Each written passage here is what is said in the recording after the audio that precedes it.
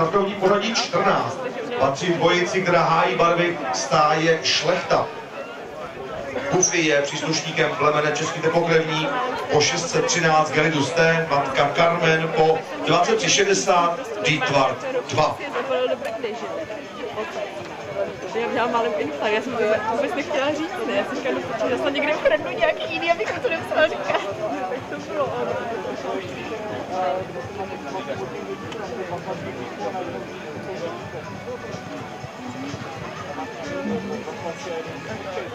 Není tam náhodou ten název?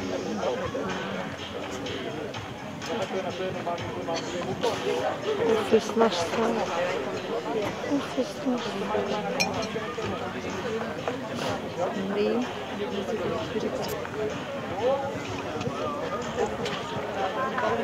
Já už se tak těším. Příště, až vymýšlej, jak tím se budeme vtaknout, tomu řeknu, že jsem maniačka. To kecáš, to je super.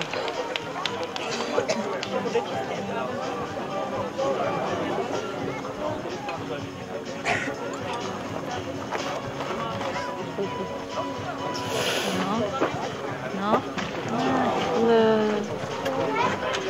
Ne, Buffy.